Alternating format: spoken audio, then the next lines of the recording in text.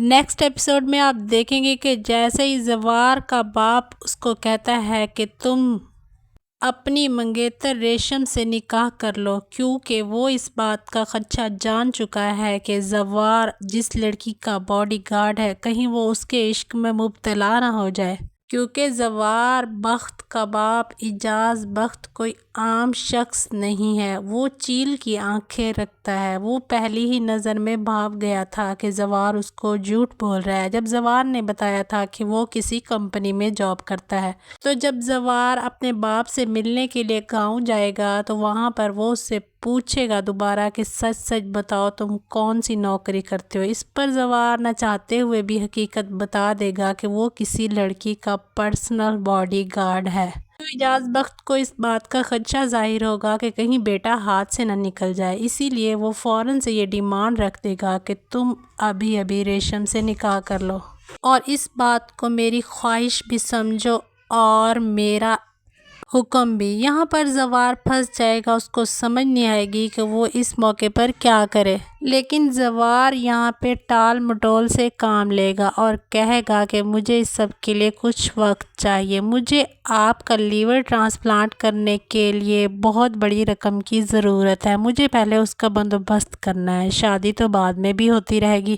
اور میں کون سا اپنے رشتے سے مکر رہا ہوں۔ یہ کہہ کر زوار بخت واپس شہر چلا جائے گا اعجاز کے پاس جاب کرنے کے لیے، لیکن اعجاز بخت ساری گیم سمجھ جائے گا کہ زوار کیوں اس رشتے کی شادی سے انکار کر رہا ہے، وجہ کچھ اور ہی ہے۔ وہ اپنی بیوی سے یہ بات شیئر کرے گا لیکن وہ اس بات کو نہیں مانے گی، وہ کہے گی کہ زوار ایسا بالکل بھی نہیں ہے، بس آپ خواہ مخواہ کا وہم کر رہے ہیں، وہ آپ کی بیماری کو لے کر سیریس ہے، اسی لیے اس وقت وہ کسی شادی کی تقریب کے لیے راضی نہیں ہے۔ دوسری طرف پارس زوار کو اپنے لیے ایک عذاب سمجھ رہی ہے، بلکہ وہ اس بات کو جانتی نہیں ہے کہ جس کو وہ عذاب سمجھ رہی ہے وہی تو پارس کو ہر عذاب سے بچاتا ہے۔ لیکن یہ بات اب بھلا پارس کو کون سمجھائے، وہ انتہائی نک چڑھی اور تھینک لیس لڑکی ہے،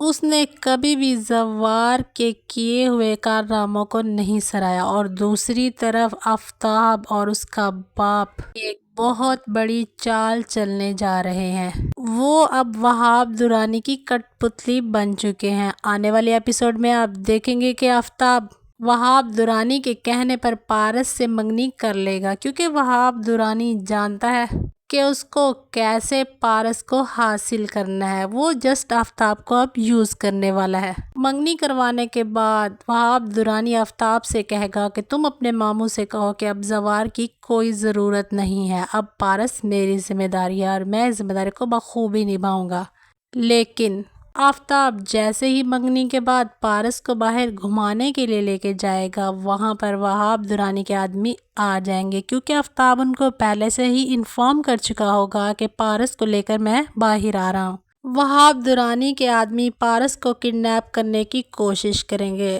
اور خوش قسمتی سے زوار بخت بھی وہاں پر پہنچ جائے گا